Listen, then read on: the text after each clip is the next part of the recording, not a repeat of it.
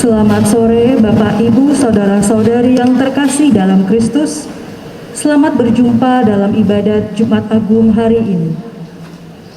Ibadat sore ini akan dipimpin oleh Pastor Budi SSCC, petugas KOR dari OMK.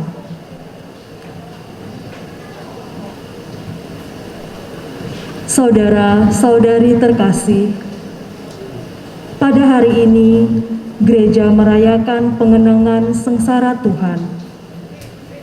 Inilah puncak cinta Allah yang telah menghampakan dirinya, mengutus putranya hidup, sengsara, sampai wafat di salib untuk menyelamatkan kita semua dari kegelapan dosa. Maka kita berkumpul di sini untuk merenungkan sengsaranya, menghormati salibnya, serta mendoakan keselamatan seluruh dunia. Kita memperingati Yesus dari Nazaret yang demikian dekat dengan kita, tetapi berbeda jauh dengan kita, karena Ia adalah Allah dan manusia. Ia disiksa, didera, dihina, dan dihukum mati, serta takut seperti kita. Namun, segala penderitaan itu diterimanya dengan sukarela. Dan sekalipun penderitaan itu sudah tampak datang, Ia tidak melarikan diri, sehingga hamba Yahweh yang menderita tanpa dosa ini diangkat oleh Allah. Maka jelaslah bahwa maut bukanlah titik punah, melainkan suatu kemenangan. Itulah sebabnya hari ini kita merayakannya dengan penuh rasa syukur dan gembira. Ibadat Jumat Agung ini akan terbagi menjadi 3 bagian. 1. Liturgi Sabda, untuk menghidupkan iman kita atas kekuatan wafat Yesus. 2. Penghormatan salib, untuk memusatkan perhatian pada salib sebagai sumber kebahagiaan. 3. Komuni, untuk memberi kesempatan memetik buah salib. Marilah kita membangun suasana hening dalam penghormatan iman yang mendalam untuk merenungkan misteri sengsara Yesus. Umat dipersilakan berdiri.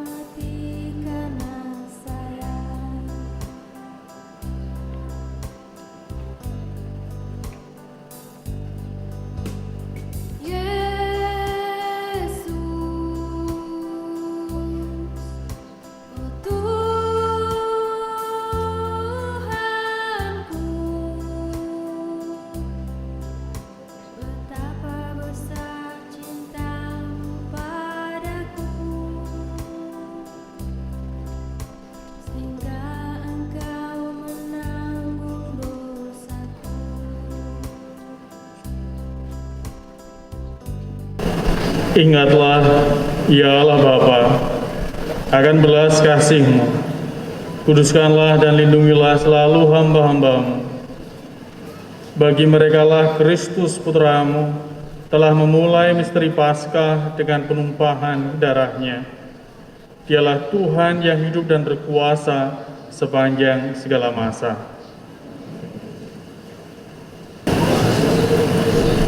Bacaan dari Kitab Yesaya. Beginilah firman Tuhan. Sungguh hambaku akan berhasil. Ia akan ditinggikan, disanjung, dan dimuliakan. Seperti banyak orang tertegun melihat dia, rupanya begitu buruk, tidak seperti manusia lagi, dan tampaknya tidak seperti anak manusia lagi.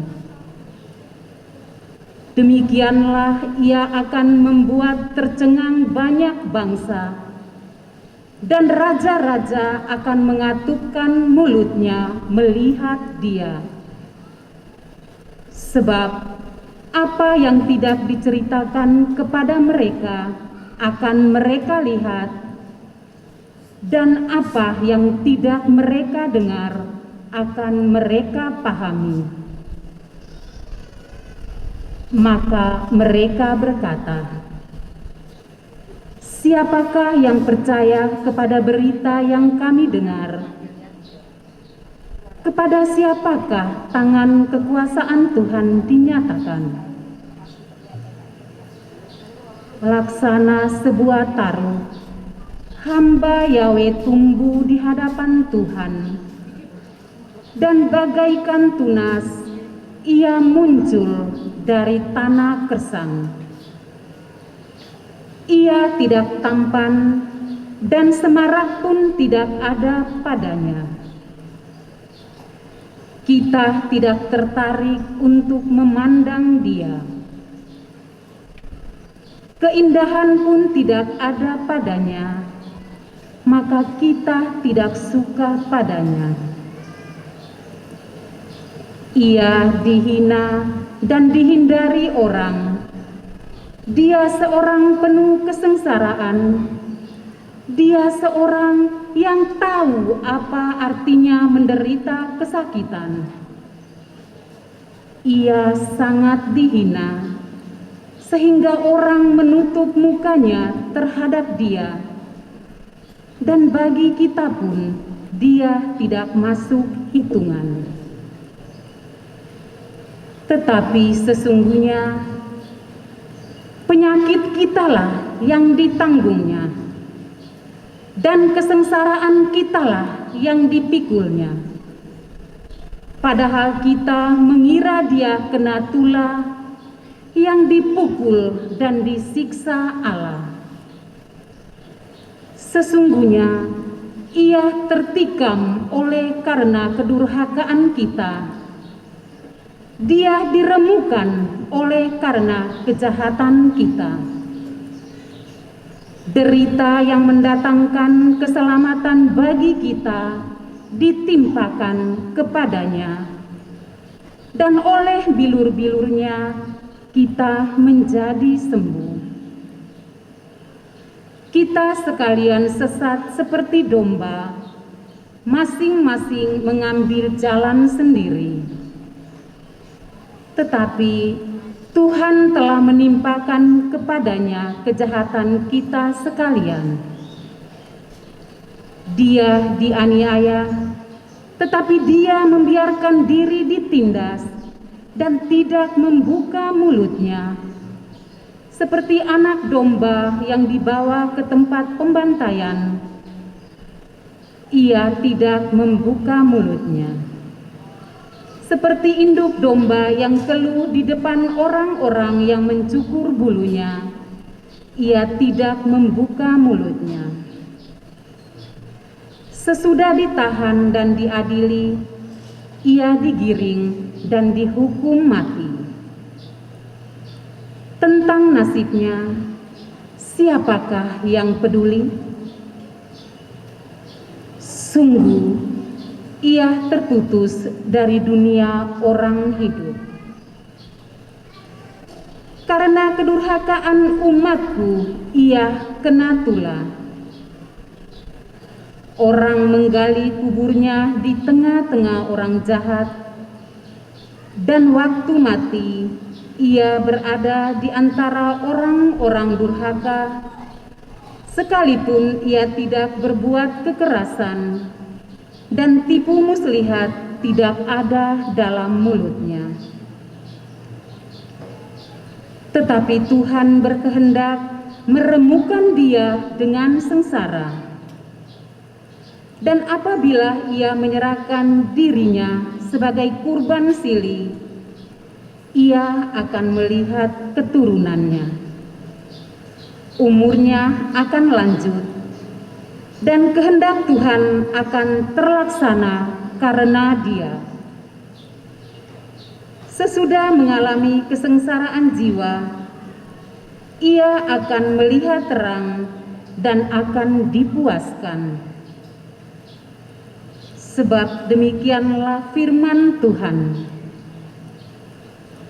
Hambaku itu sebagai orang yang saleh akan menyelamatkan banyak orang oleh hikmatnya, dan kejahatan mereka ditanggungnya. Sebab itu, aku akan memberikan kepadanya orang-orang besar menjadi miliknya, dan ia akan memperoleh orang-orang kuat sebagai jarahan. Ini semua sebagai ganti, karena ia telah menyerahkan nyawanya kepada maut, dan telah rela terhitung di antara kalangan kaum durhaka. Padahal dia menanggung dosa orang banyak, dan berdoa untuk orang-orang jahat. Demikianlah sabda Tuhan. Syukur kepada Allah.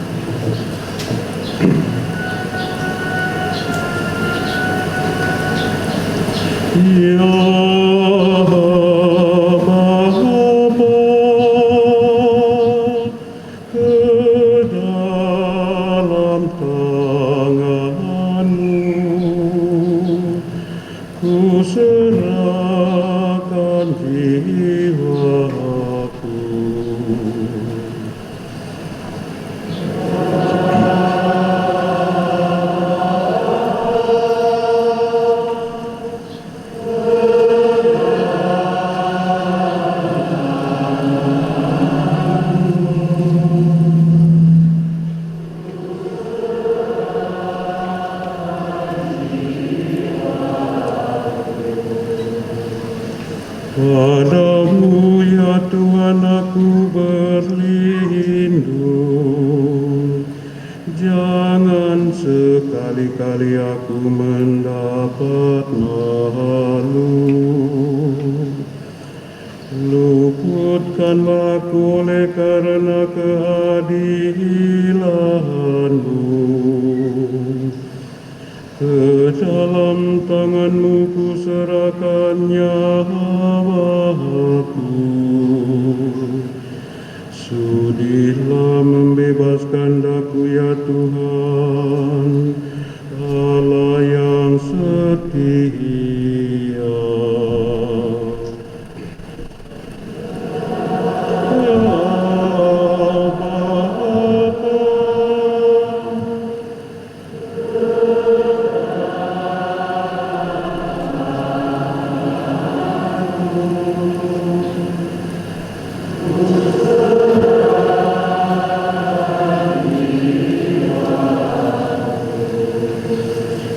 Di hadapan semua lawanku aku tercela. Tetangga-tetanggaku merasa jijik. kenalanku merasa ngeri. Mereka yang melihat aku cepat-cepat menyingkir. Aku telah hilang dari ingatan seperti orang mati. Telah menjadi seperti barang yang pecah.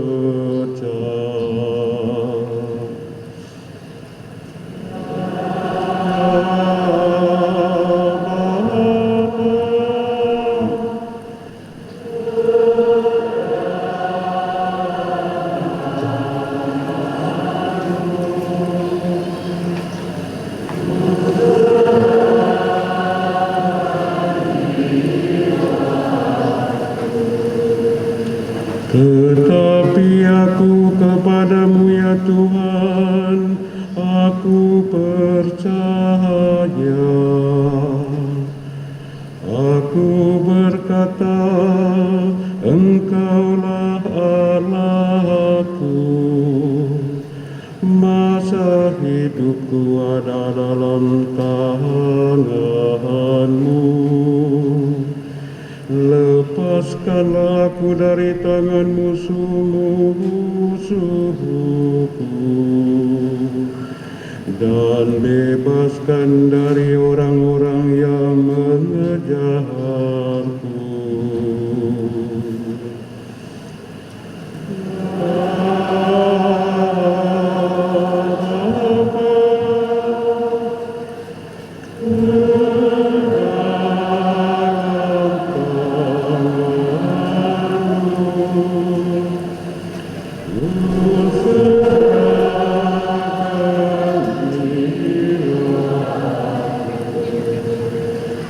Buatlah wajah-Mu bercahaya atas hamba-Mu.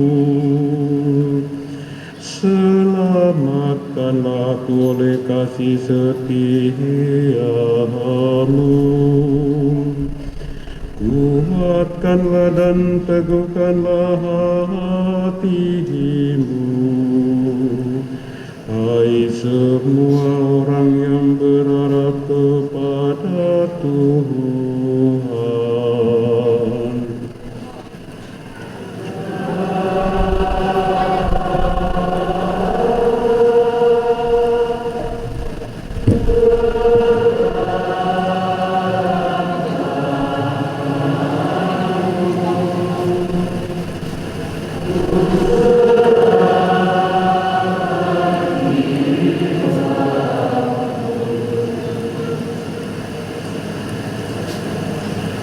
Bacaan dari surat kepada orang Ibrani.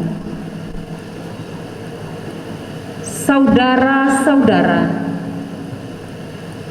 kita sekarang mempunyai Imam Agung yang telah melintasi semua langit, yaitu Yesus, Anak Allah. Maka baiklah kita teguh berpegang pada pengakuan iman kita. Sebab Imam Agung yang kita punya bukanlah Imam Agung yang tidak dapat turut merasakan kelemahan kita. Sebaliknya, Ia sama dengan kita. Ia telah dicobai, hanya saja tidak berbuat dosa. Sebab itu, marilah kita menghampiri takhta kerahiman Allah dengan penuh keberanian, supaya kita menerima rahmat dan menemukan kasih karunia untuk mendapat pertolongan pada waktunya. Dalam hidupnya sebagai manusia, Yesus telah mempersembahkan doa dan permohonan dengan ratap tangis dan keluhan kepada Dia yang sanggup menyelamatkannya dari maut. Dan karena kesalehannya, Ia telah didengarkan. Akan tetapi sekalipun anak, ia telah belajar menjadi taat. Ini ternyata dari apa yang telah dideritanya. Dan sesudah mencapai kesempurnaan, ia menjadi pokok keselamatan abadi bagi semua orang yang taat kepadanya. Demikianlah sabda Tuhan. Syukur kepada Allah.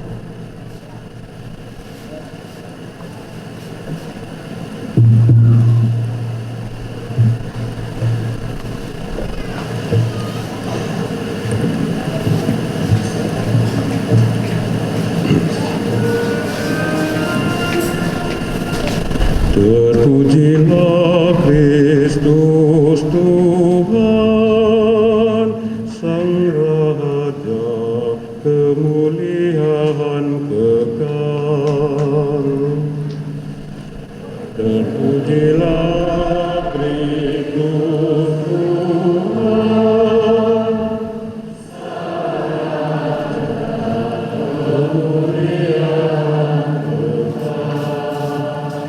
Kristus sudah taat bagi kita. Ia taat sampai mati, bahkan sampai mati di salib.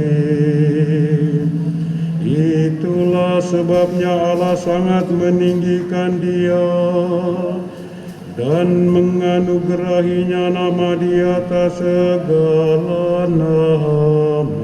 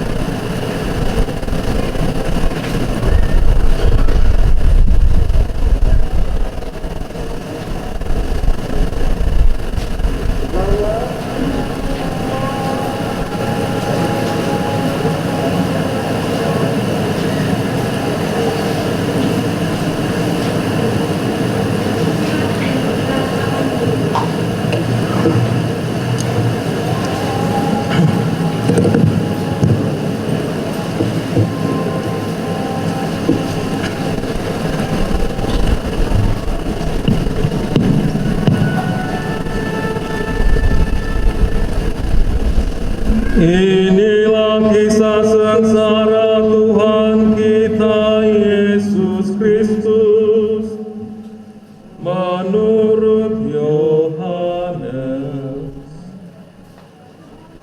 Pada waktu itu, Yesus bersama dengan murid-muridnya pergi menyeberang lembah Kidron. Di situ ada suatu taman, dan Yesus masuk ke taman itu bersama-sama dengan murid-muridnya. Yudas yang mengkhianati Yesus tahu juga tempat itu, karena Yesus sering berkumpul di situ dengan murid-muridnya. Lalu datanglah juga Yudas ke situ dengan sepasukan prajurit dan penjaga bait Allah yang disuruh oleh imam-imam kepala dan orang-orang Farisi. Mereka datang lengkap dengan lentera, suluh dan senjata. Yesus tahu semua yang akan menimpa dirinya, maka ia maju ke depan dan berkata kepada mereka, "Siapakah yang kamu cari?" Jawab mereka,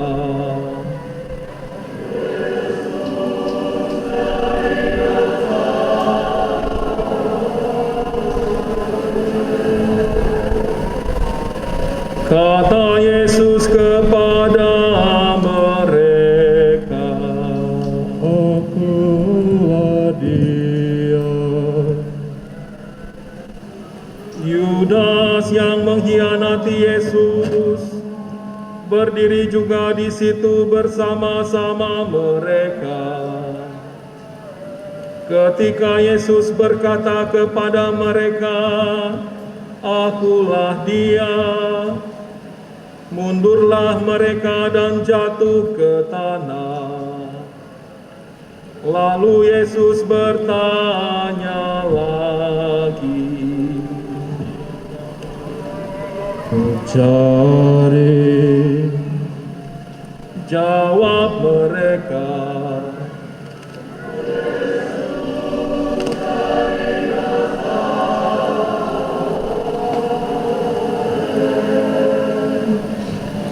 kata Yesus, "Telah kukatakan kepadamu, Akulah Dia. Jika Aku yang kamu cari, biarkanlah mereka ini pergi." Demikian hendaknya supaya digenapilah firman yang telah dikatakannya, "Dari mereka yang Engkau serahkan kepadaku, tidak ada seorang pun yang Aku biarkan binasa." Lalu Simon Petrus yang membawa pedang menghunus pedang itu, menetapkannya kepada hamba imam besar dan memutuskan telinga kanannya. Nama hamba itu Malkus. Kata Yesus kepada Petrus, "Sarungkan pedangmu itu. Bukankah Aku harus minum piala yang diberikan Bapa kepadaku?" Lalu pasukan prajurit serta perwiranya dan penjaga-penjaga yang disuruh orang Yahudi itu menangkap Yesus dan membelenggu Dia. Mula-mula mereka membawanya kepada Hanas, karena Hanas adalah mertua Kayafas, yang pada tahun itu menjadi imam besar. Dan Kayafaslah yang telah menasihati para pemuka Yahudi, lebih berguna jika satu orang mati untuk seluruh bangsa. Simon Petrus dan seorang murid lain mengikuti Yesus. Murid itu mengenal imam besar, dan ia masuk ke halaman istana imam besar itu. Tetapi Petrus tinggal di luar dekat pintu. Murid yang lain itu yang mengenal imam besar kembali keluar, berbicara dengan perempuan penjaga pintu, lalu membawa Petrus masuk. Kata hamba perempuan penjaga pintu itu kepada Petrus,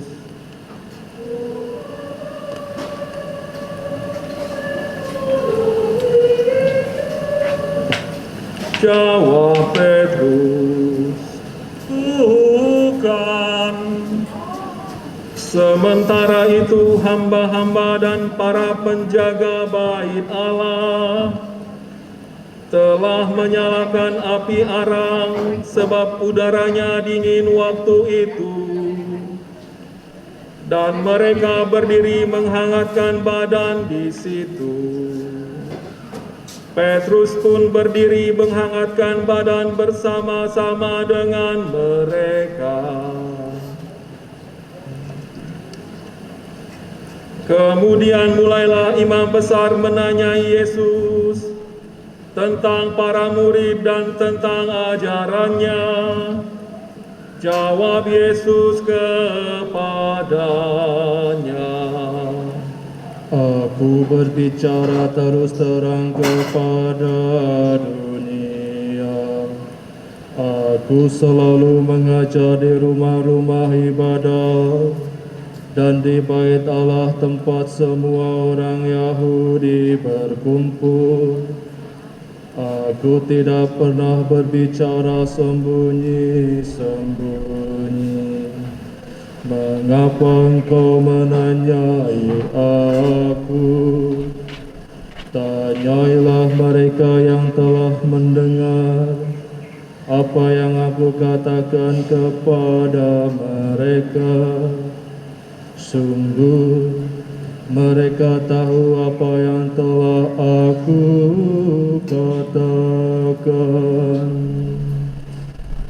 Ketika Yesus mengatakan hal itu, seorang penjaga yang berdiri di situ menampar muka Yesus sambil berkata, "Begitukah jawabmu kepada imam besar?"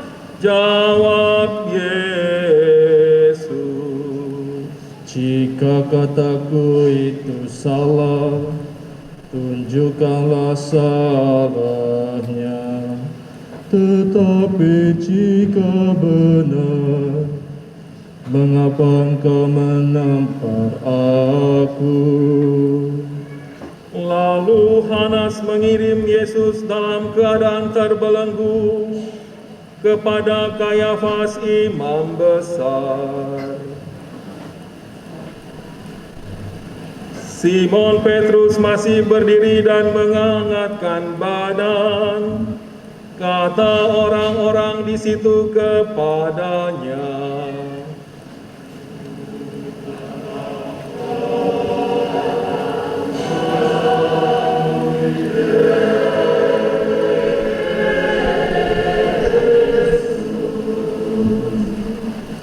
Petrus menyangkal katanya, "Bukan."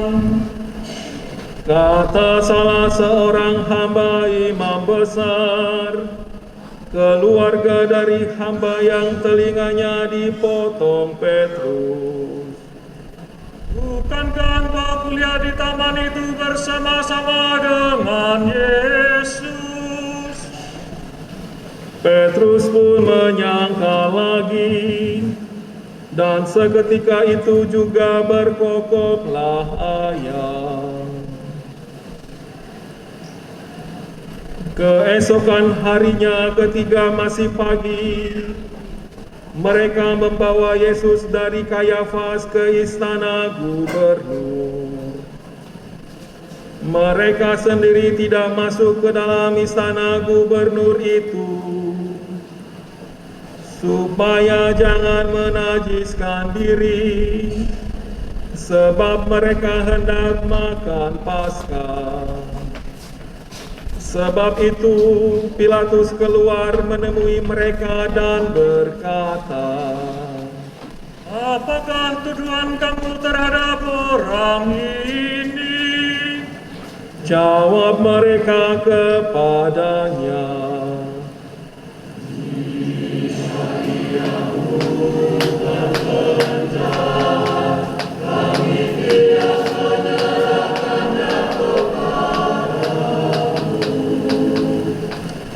Kata Pilatus kepada mereka, "Ambillah dia dan hakimilah dia menurut hukummu sendiri." Kata orang-orang Yahudi itu,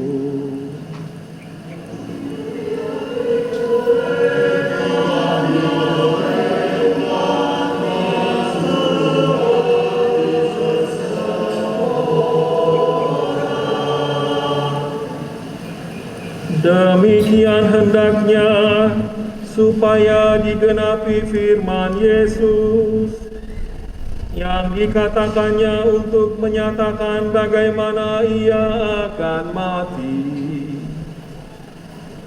Pilatus masuk kembali ke dalam istana gubernur, lalu memanggil Yesus dan bertanya kepadanya, "Apakah engkau raja orang Yahudi?"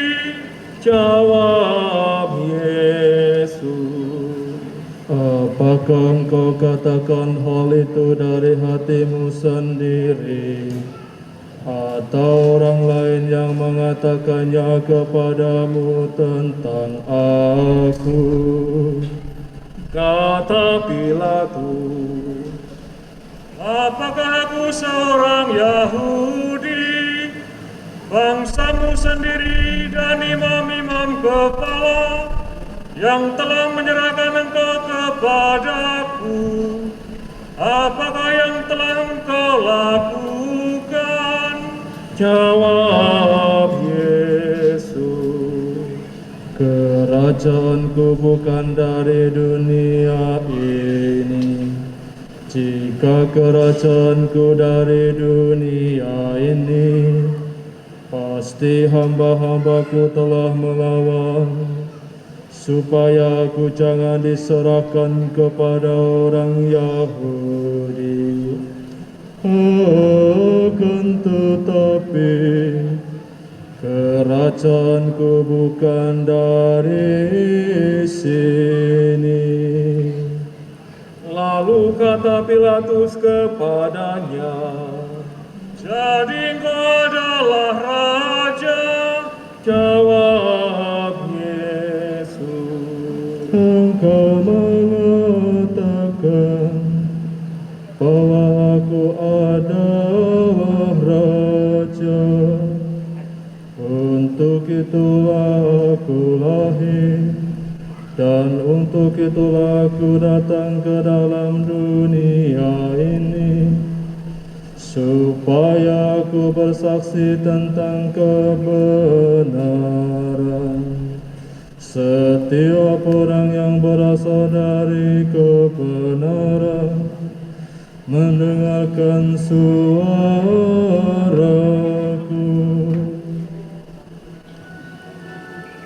Kata Pilatus kepadanya, "Apakah kebenaran itu?" Sesudah mengatakan demikian, Pilatus keluar lagi menemui orang-orang Yahudi dan berkata kepada mereka, "Aku tidak menemukan kesalahan apapun padanya. Tetapi pada kamu ada kebiasaan bahwa pada Paskah aku membebaskan seorang bagimu. Maukah kamu supaya aku membebaskan raja orang Yahudi bagimu?" Mereka berteriak, "Jangan orang ini melainkan Barabas, Barabas, Barabas, Barabas." Barabas adalah seorang penyamun. Lalu Pilatus mengambil Yesus dan menyuruh orang menyesat Dia. Prajurit-prajurit menganyam sebuah mahkota duri dan menaruhnya di atas kepala Yesus. Mereka mengenakan pakaian ungu kepadanya, dan sambil maju ke depan mereka berkata,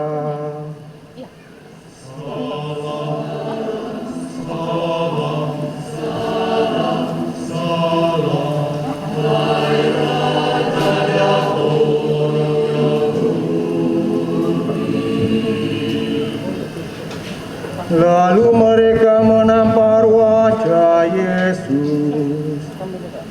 Pilatus keluar lagi dan berkata kepada orang-orang Yahudi, "Lihatlah, aku membawa dia keluar kepada kamu, supaya kamu tahu bahwa aku tidak menemukan kesalahan apapun padanya. Lalu Yesus keluar, bermahkota duri dan berpakaian ungu. Kata Pilatus kepada mereka, Lihatlah orang ini.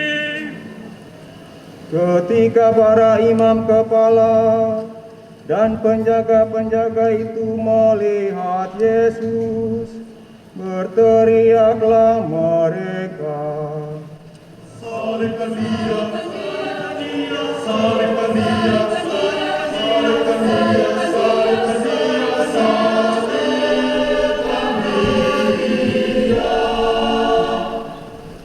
Kata Pilatus kepada mereka, Ambillah dia dan salibkan dia, sebab aku tidak menemukan kesalahan apapun padanya. jawab orang-orang Yahudi itu kepadanya,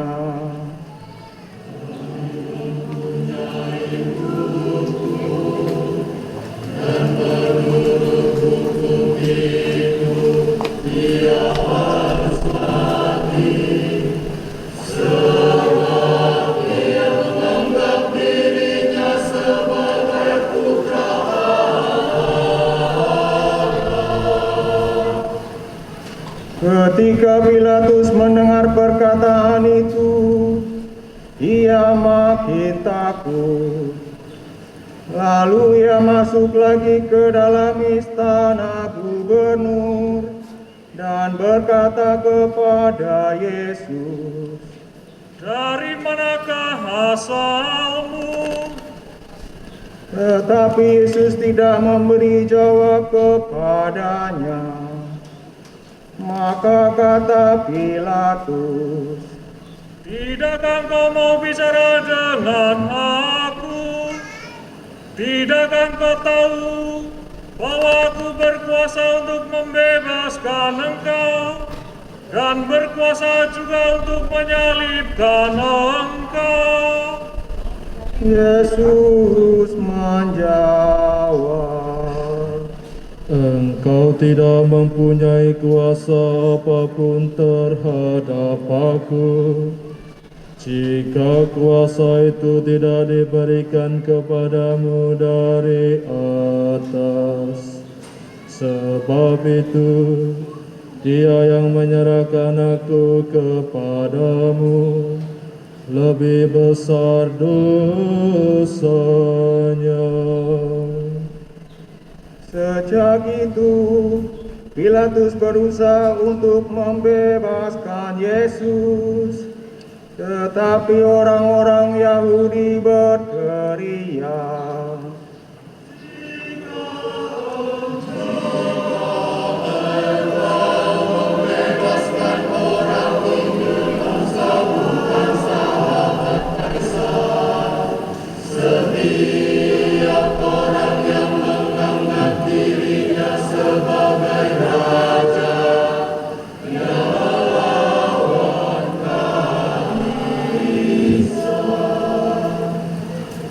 ketika mendengar perkataan itu, Pilatus menyuruh membawa Yesus keluar.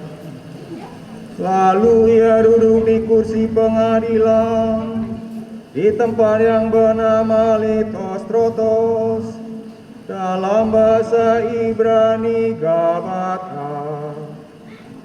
Hari itu ialah hari persiapan Paskah, kira-kira pukul 12. Kata Pilatus kepada orang-orang Yahudi itu, Lihatlah rajamu. lalu berteriaklah mereka, Menjaga dia, salibkan dia, menjaga dia, salibkan dia, salibkan dia. kata Pilatus kepada mereka, Haruskah aku menyalibkan rajamu? Jawab imam-imam kepala.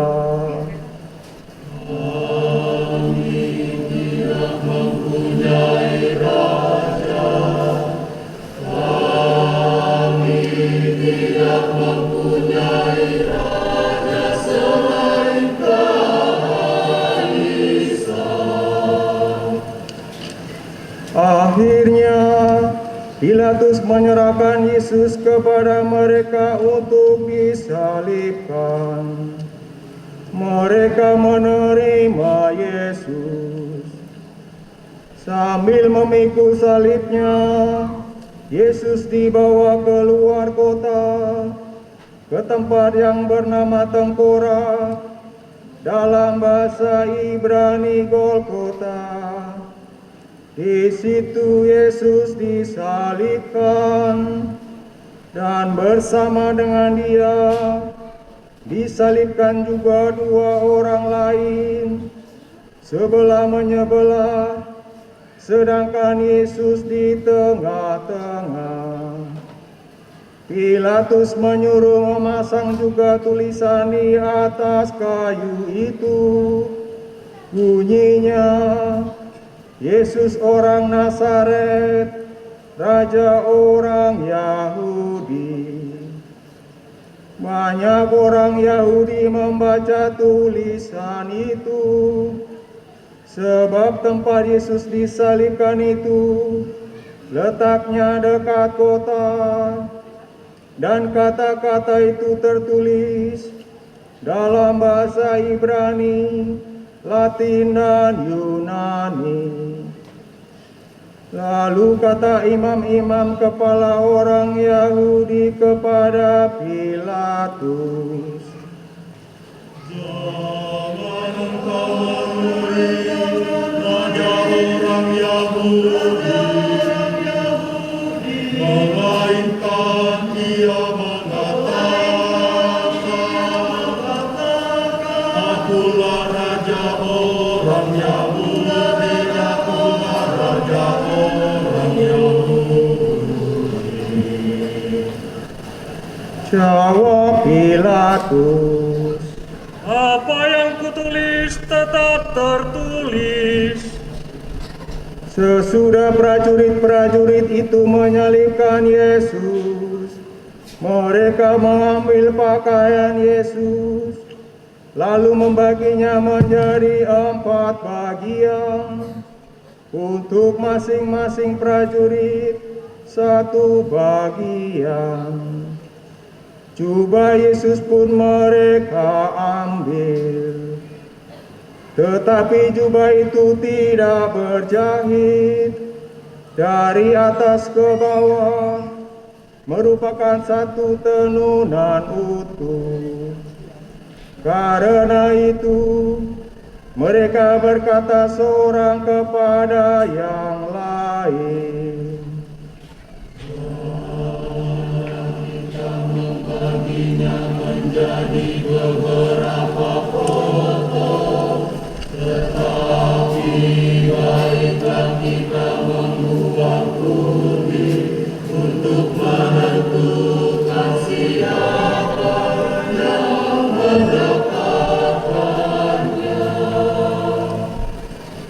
demikianlah hendaknya, supaya digenapi yang ada tertulis dalam kitab suci.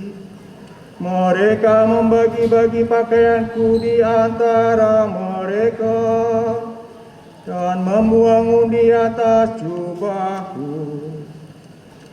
Hal itu telah dilakukan prajurit-prajurit itu. Dekat salib Yesus berdiri ibu Yesus dan saudara ibunya, Maria istri Kleopas, dan Maria Magdalena. Ketika Yesus melihat ibunya dan murid yang Dia kasih di sampingnya, berkatalah Ia kepada ibunya, Ibu,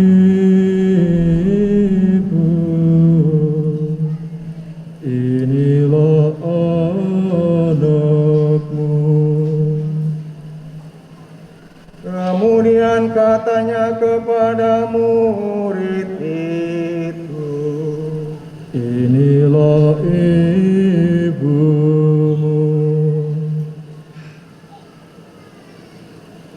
Sejak saat itu, murid itu menerima Maria di dalam rumahnya.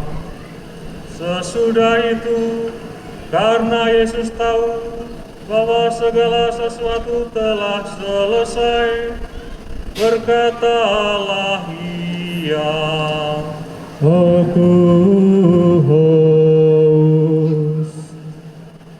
supaya digenapi yang ada tertulis dalam kitab suci. Di situ ada suatu bejana penuh anggur asam. Lalu mereka melilitkan bunga karang pada sebatang hisop, mencelupkannya dalam anggur asam itu, lalu mengulurkannya ke mulut Yesus.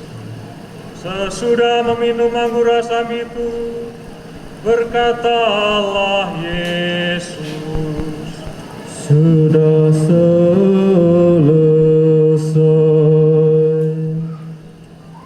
Lalu Yesus menundukkan kepala dan menyerahkan nyawanya. Umat berlutut.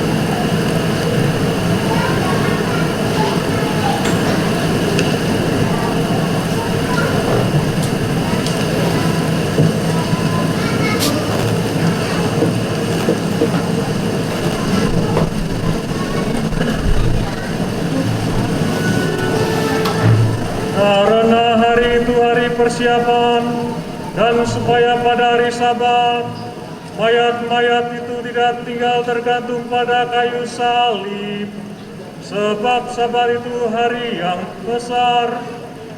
Maka datanglah para pemuka Yahudi kepada Pilatus dan meminta kepadanya supaya kaki-kaki orang-orang itu dipatahkan dan jenazah-jenazahnya diturunkan. Lalu datanglah prajurit-prajurit dan mematahkan kaki orang yang pertama dan kaki orang yang lain yang disalibkan bersama-sama dengan Yesus. Tetapi ketika mereka sampai kepada Yesus dan melihat bahwa ia telah mati, mereka tidak mematahkan kakinya. Tetapi seorang dari antara prajurit itu menikam lambung Yesus dengan tombak, dan segera mengalir keluar darah dan air.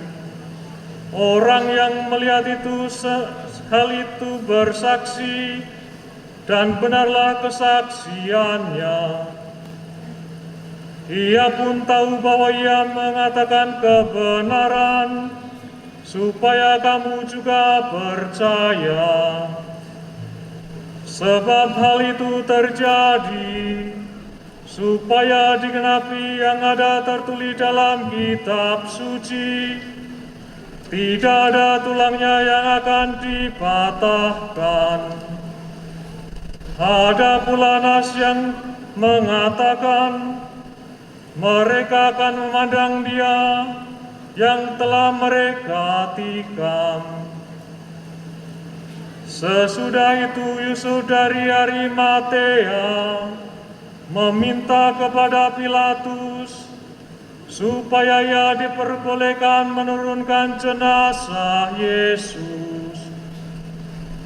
Yusuf menjadi murid Yesus secara sembunyi-sembunyi karena ia takut kepada para pemuka Yahudi.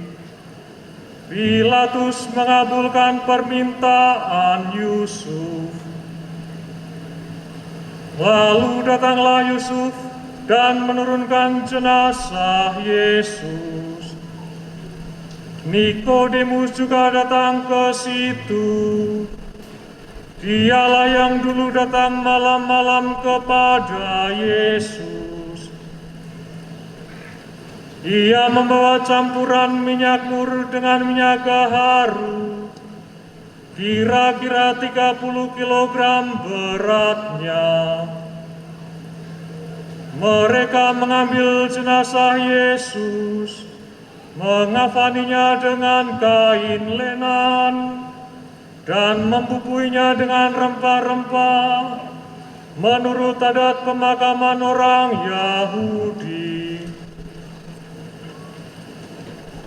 Di dekat tempat Yesus disalibkan ada suatu taman, dan dalam taman itu ada suatu kubur baru, yang di dalamnya belum pernah dimakamkan seseorang.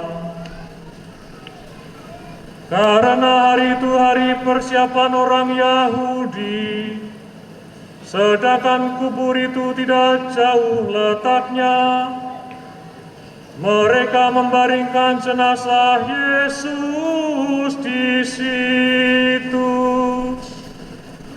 Demikianlah Injil Tuhan. Terpujilah Kristus.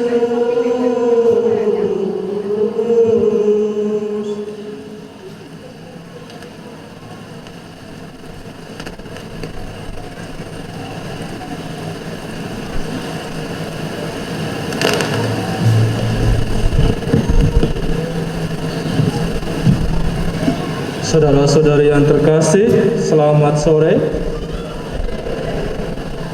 Shalom.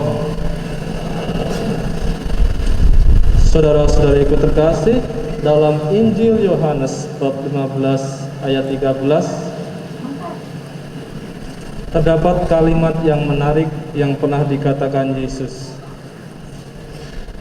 Tak ada kasih yang lebih besar daripada kasih seorang yang memberikan nyawanya untuk sahabat-sahabatnya. Tidak ada kasih tanpa pengorbanan. Begitulah yang ingin diungkapkan Yesus melalui sabdanya tersebut. Dengan demikian, Yesus tidak hanya mengajarkan dan membenarkan pernyataannya itu, tetapi Ia juga menjadi teladan bagi kita semua.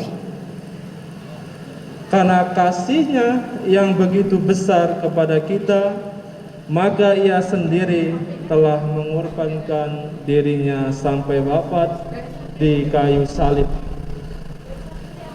Dengan sengsara dan wafatnya di kayu salib, Tuhan Yesus memberi kesaksian bahwa kasih itu benar-benar membawa keselamatan.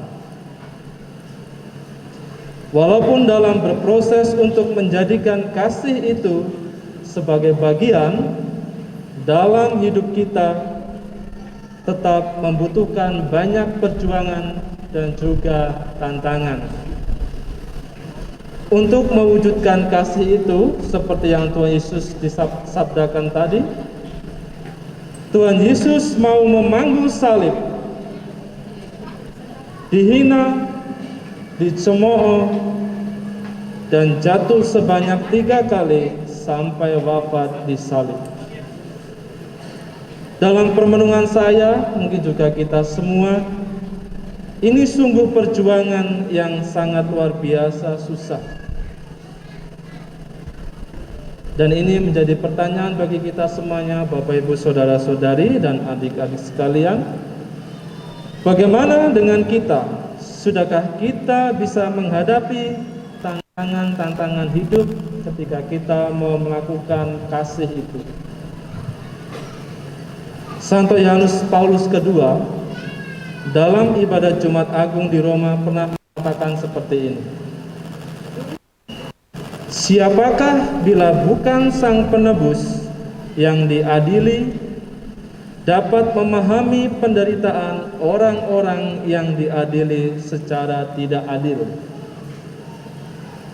Siapakah bila bukan Sang Raja yang dicaci maki dan dihina dapat menanggapi dan merasakan keinginan dan kebutuhan jutaan orang yang hidup tanpa harapan dan tidak dihargai?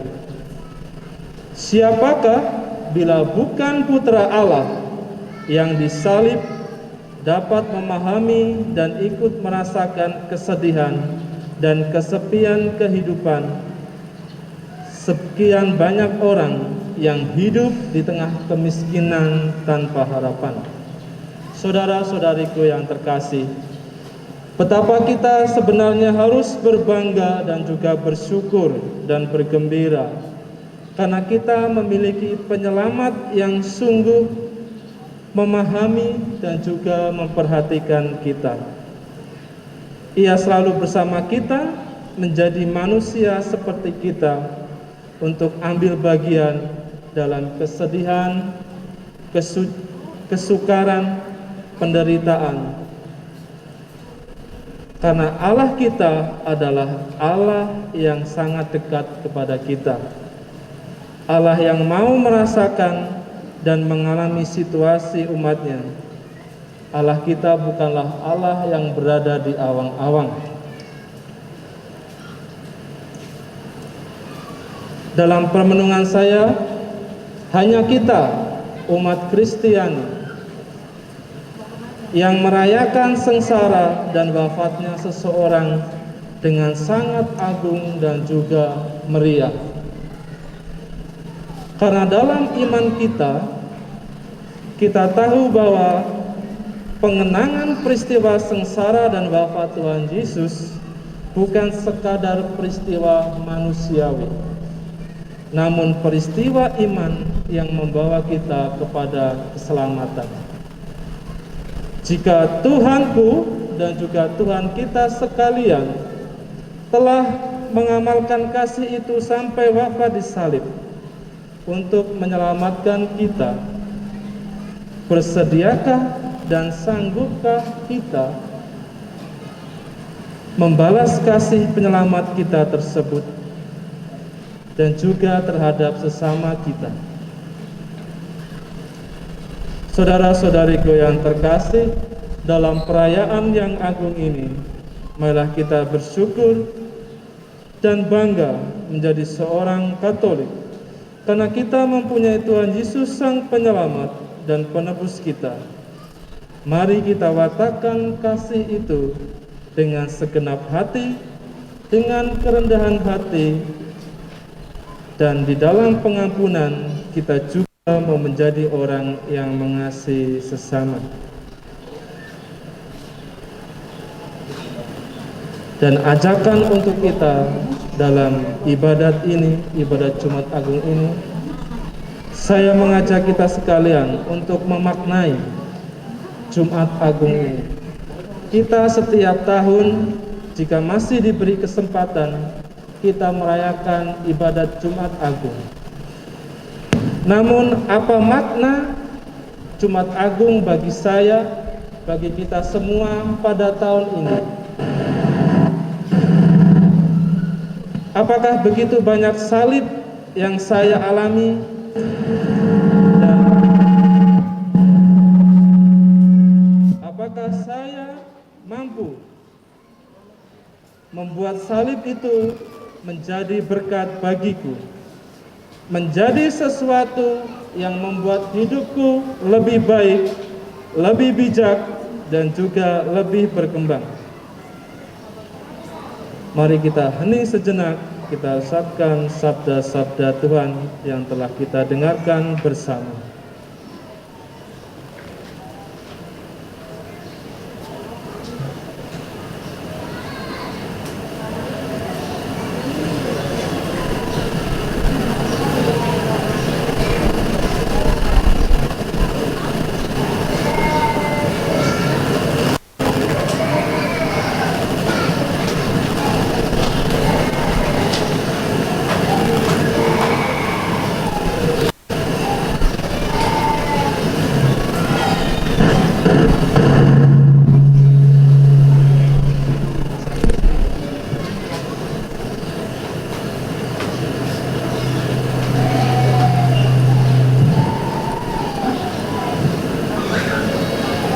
Untuk Gereja Kudus. Saudara-saudara terkasih, marilah kita berdoa untuk Gereja Kudus Allah, supaya Allah dan Tuhan kita berkenan menganugerahkan damai kepadanya, mempersatukan dan melindunginya di seluruh dunia, dan supaya Ia membantu kita memuliakan Allah Bapa yang Maha Kuasa dalam suasana hidup yang tenang dan damai. Marilah kita berdoa. Berlututlah kita.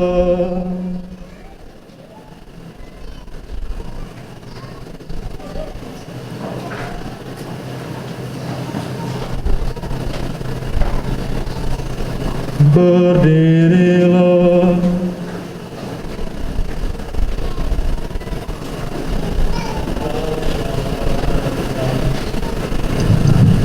Dalam diri Kristus, Engkau telah menyatakan kemuliaan-Mu kepada segala bangsa. Lestarikan karya kerahiman-Mu, agar gereja-Mu yang tersebar seluruh dunia tetap mengakui nama-Mu dengan iman yang teguh, dengan pengantaran Kristus Tuhan kami.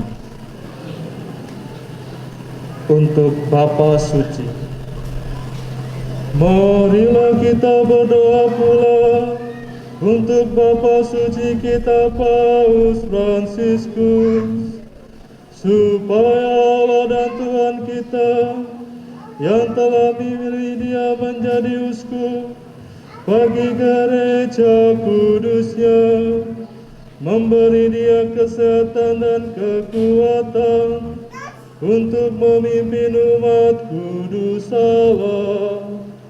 Marilah kita berdoa. Berlututlah kita.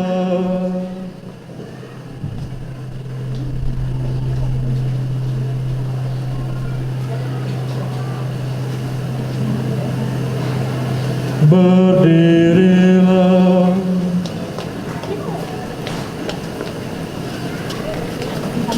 Allah yang Maha Kuasa dan kekal, segala sesuatu ada berdasarkan keputusan-Mu. Sudilah mendengarkan doa-doa kami dengan kasih sayang-Mu. Lindungilah Imam Agung yang telah Engkau pilih bagi kami. Semoga umat Kristiani yang Engkau percayakan kepada pengembalaannya berkembang dalam iman dengan pengantaran Kristus Tuhan kami. Untuk para pejabat gereja dan segala lapisan umat,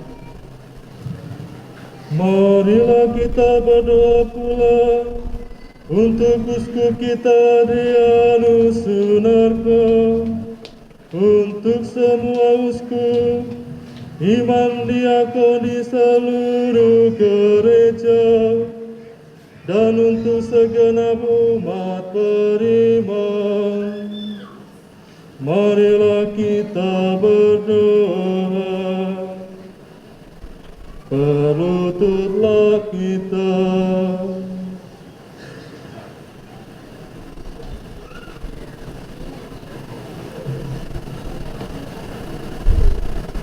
Berdirilah.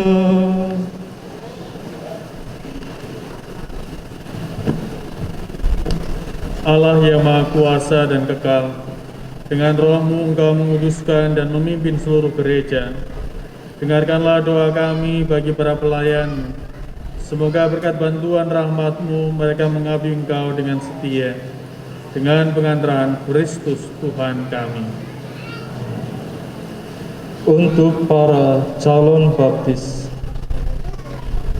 marilah kita berdoa pula untuk para calon baptis, supaya Allah dan Tuhan kita membuka telinga hati mereka dan melapangkan pintu kerahimannya, agar berkat pembasuhan kelahiran kembali segala dosa mereka dihapuskan dan mereka hidup dalam Yesus Kristus Tuhan kita.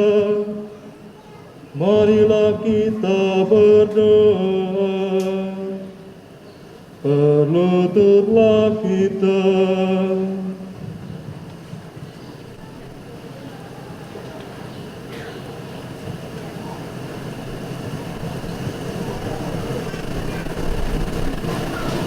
Berdirilah. Allah yang Maha Kuasa dan kekal, Engkau selalu menyuburkan gereja-Mu dengan anggota-anggota baru. Sudilah menambah iman dan pengetahuan para calon baptis, supaya dengan dilahirkan kembali lewat bencana pembaptisan, mereka digabungkan dengan himpunan anak angkat-Mu, dengan pengantaran Kristus Tuhan kami. Untuk persatuan umat Kristen, marilah kita berdoa pula untuk semua saudara yang percaya akan Kristus, supaya mereka yang hidup dengan benar dihimpun dan dijaga oleh Allah dan Tuhan kita dalam gerejanya yang esa. Marilah kita berdoa. Berlututlah kita.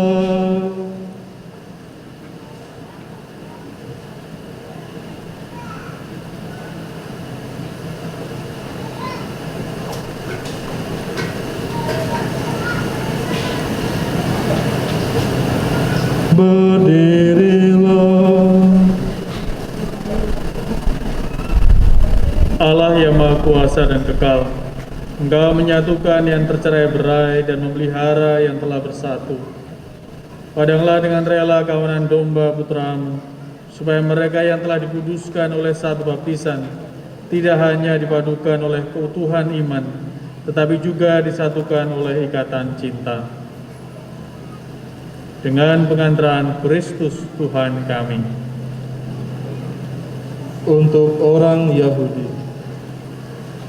marilah kita berdoa pula untuk orang Yahudi yang menerima sabda Allah sebelum kita, supaya Allah dan Tuhan kita mengubarkan dalam hati mereka cinta ke nama-Nya dan meneguhkan kesetiaan akan perjanjiannya. Marilah kita berdoa. Berlututlah kita.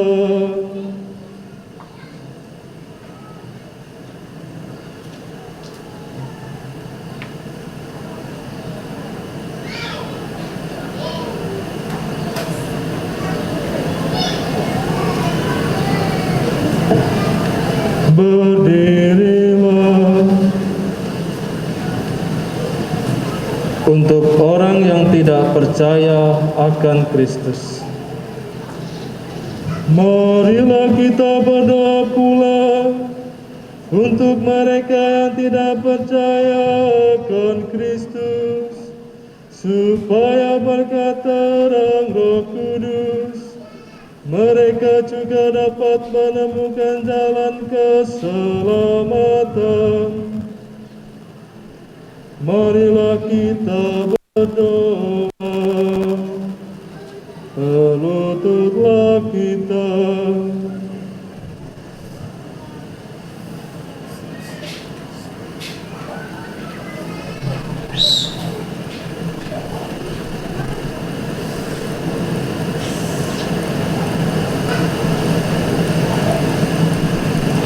Berdirilah. Allah yang Maha Kuasa dan Kekal, bantulah mereka yang tidak mengakui Kristus, agar dengan hidup jujur di hadapan-Mu mereka menemukan kebenaran. Bantulah kami agar dengan semakin saling mengasihi dan semakin berhasrat memahami misteri kehidupan-Mu, kami menjadi saksi cinta-Mu yang lebih sempurna di dunia, dengan pengantaran Kristus Tuhan kami. Untuk orang yang tidak percaya akan Allah, marilah kita berdoa pula untuk mereka yang tidak mengenal Allah, supaya mereka dengan tulus hati mencari kebenaran, layak menemukan Allah sendiri. Marilah kita berdoa. Berlututlah kita.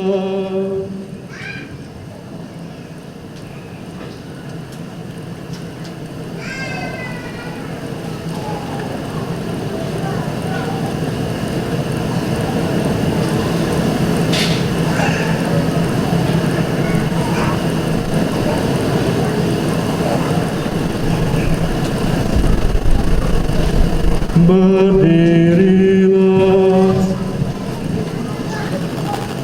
Allah yang Maha Kuasa dan Kekal, Engkau telah menciptakan umat manusia sedemikian sehingga selalu berhasrat mencari Engkau, baru rasa tenang ketika menemukan Dikau. Maka mohon bantulah agar mereka semua dengan mengatasi hambatan seberat apapun mampu melihat tanda kasih sayang-Mu dan tergerak oleh kesaksian hidup orang-orang yang percaya kepada-Mu. Mereka dengan sukacita mengakui Engkau sebagai satu-satunya Allah yang benar dan Bapa umat manusia, dengan pengantaran Kristus Tuhan kami. untuk para pemimpin negara, marilah kita berdoa pula untuk semua pemimpin negara, supaya Allah dan Tuhan kita seturut kehendak-Nya mengarahkan budi dan hati mereka kepada damai dan kebebasan sejati bagi semua orang. Marilah kita berdoa. Berlututlah kita.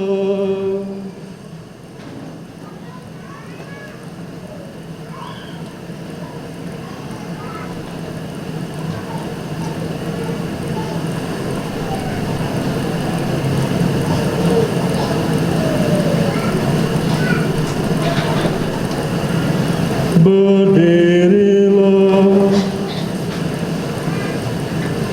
Allah yang kuasa dan kekal, dan mula pikiran manusia dan nurani para bangsa, sudilah mendampingi para pemimpin negara, supaya berkat bantuan-Mu di seluruh dunia terjaminlah kesejahteraan bangsa-bangsa, kepastian kedamaian, dan kebebasan beragama, dengan pengantaran Kristus Tuhan kami.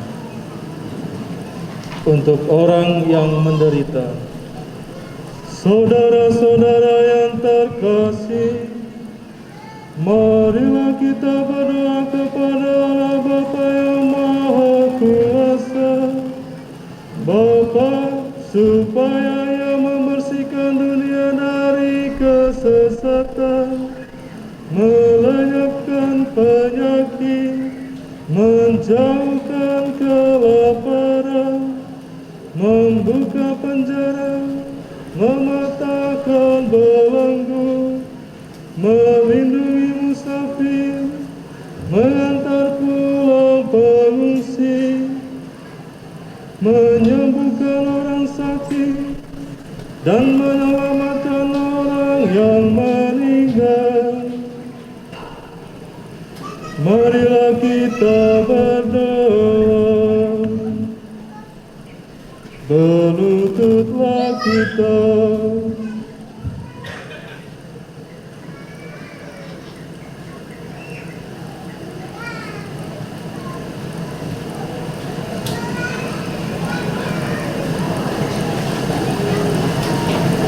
Berdirilah. Allah yang Maha Kuasa dan kekal, Engkau menghibur yang berduka dan menguatkan yang menderita. Kiranya cerita doa semua orang yang tertimpa kesusahan apapun sampai ke hadirat-Mu. Semoga semua yang berada dalam kesusahan cita karena menerima kasih-Mu. Dengan Kristus Tuhan kami.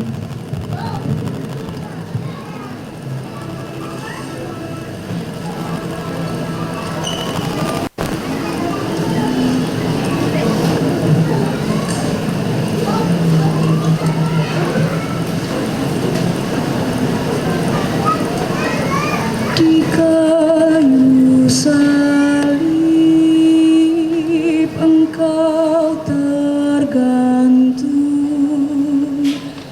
hening tunduk hati kami termenung karena dosa kami yang tak terhitung. Kau rela mati di salib kayu agung.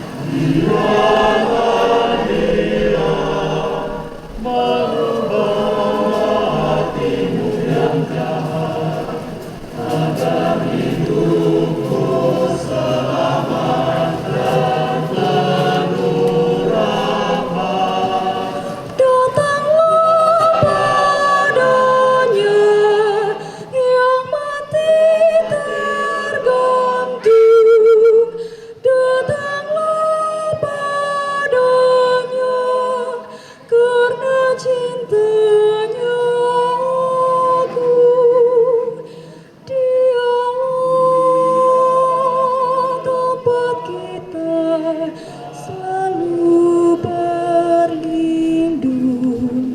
baginya kita senandungkan hidup.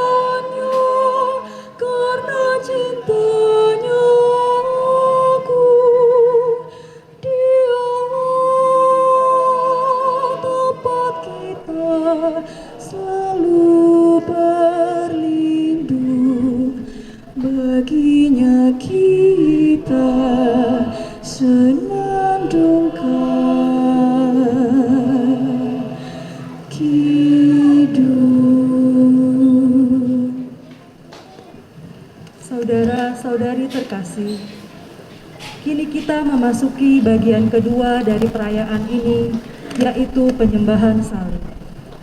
Imam bersama putra-putri altar akan menjemput salib yang diselubungi kain ungu di depan pintu gereja.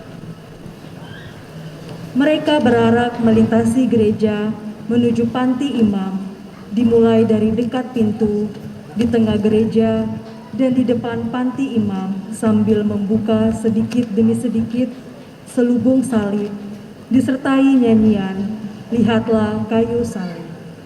Lalu umat menjawab, "Marilah kita sembah." Dan sesudah itu, seluruh umat berlutut sejenak dalam keheningan untuk menghormati salib.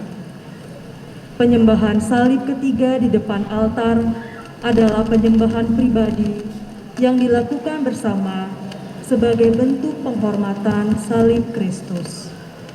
Mari kita berdiri dan menghadap ke arah pintu utama gereja.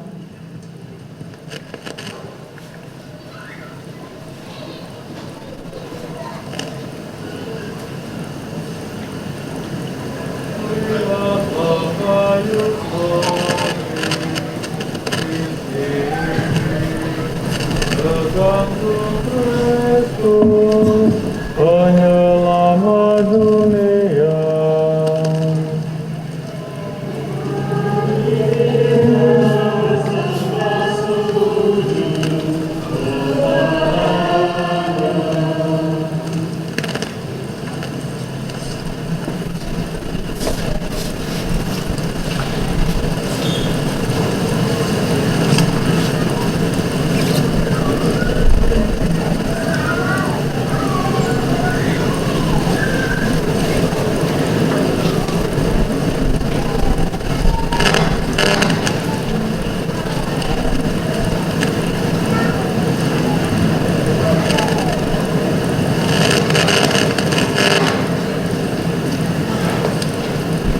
Lihatlah kayu salib di sini, tergantung Kristus, penyelamat dunia.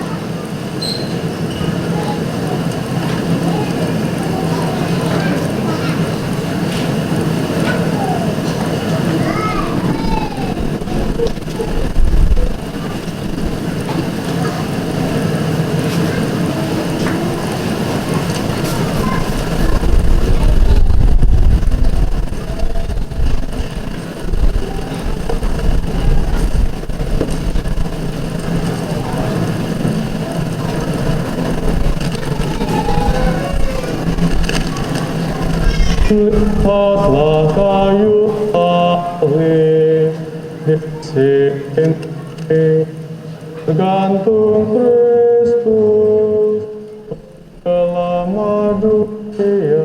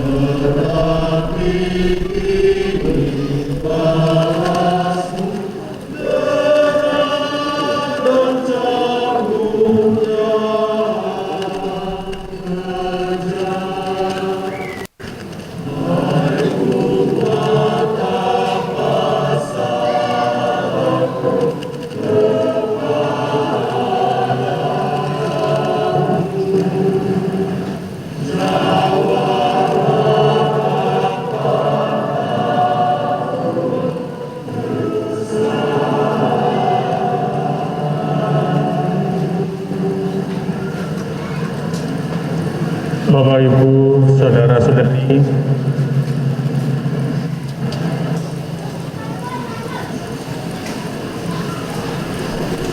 marilah kita berdiri untuk mengenangkan kedukaan Bunda Maria dengan menyanyikan bersama lagu Lihat Bunda yang Berduka.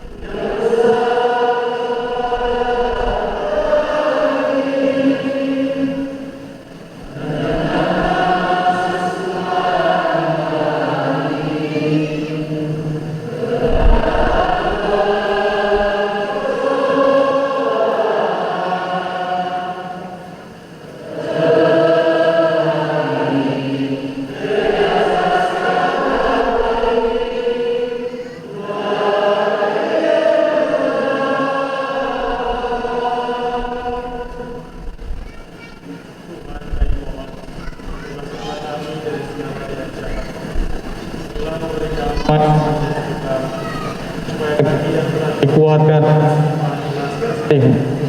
telah dijauhkan dari segala gangguan sambil menantikan Yesus Kristus, sebab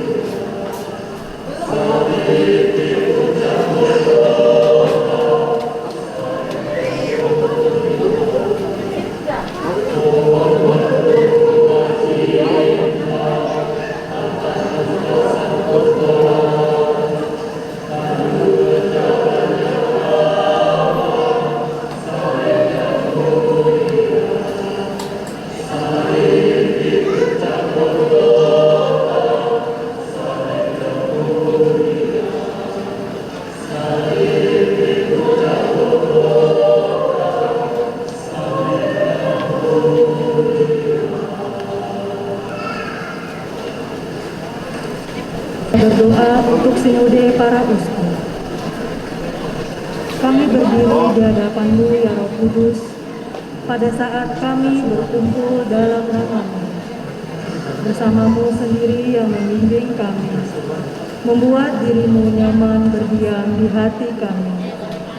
Ajarilah jalan yang harus kami tempuh, dan bagaimana kami harus mengikuti jalan itu. Kami lemah dan berdosa. Jangan biarkan kami mendukung kekacauan. Jangan biarkan kebodohan menuntun kami ke jalan yang salah. Jangan pula keberpihakan mempengaruhi tindakan-tindakan kami.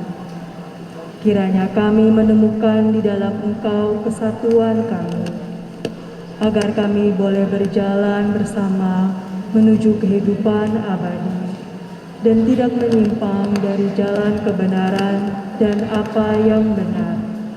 Semua ini kami mohon kepadamu yang berkarya di setiap tempat dan waktu, dalam persekutuan dengan Bapa dan Putra, untuk selama-lamanya. Amin.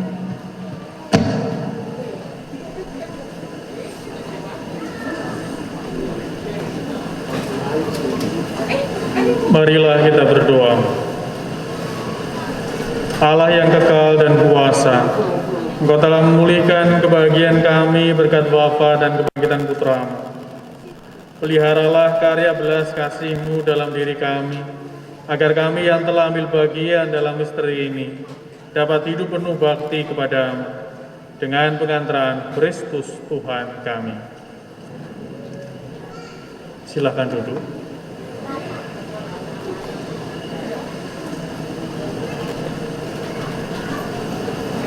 Bapak Ibu, mohon perhatiannya untuk beberapa pengumuman. 1. Jadwal misa. Sabtu 16 April malam Paskah pukul 17, kartu berwarna kuning, hijau, dan hitam.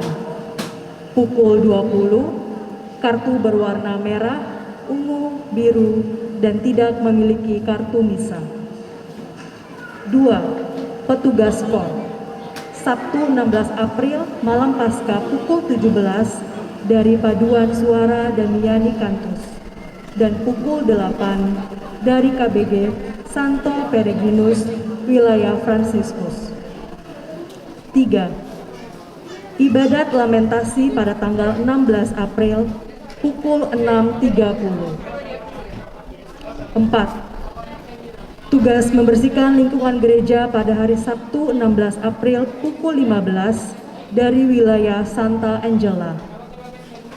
5. Dibuka pendaftaran kursus persiapan perkawinan, dan pendaftaran terakhir pada tanggal 23 Mei 2022.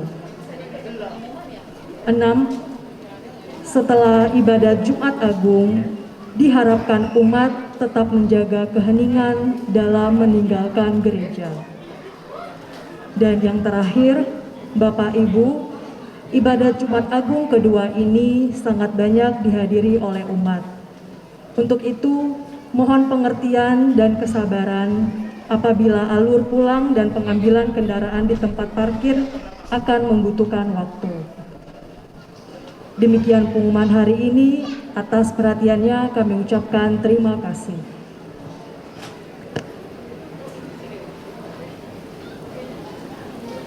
Bapak Ibu, saudara-saudari, satu hal yang ingin saya tegaskan bagi umat yang besok kita akan merayakan malam Paskah jam 5 dan jam 8. Ikutilah kartu yang ada, dan bagi yang tidak mempunyai kartu silakan untuk mengikuti perayaan Ekaristi malam Paskah jam 8. Dan sekarang mari kita mohon berkat Tuhan. Saudara-saudari, menunduklah untuk menerima berkat.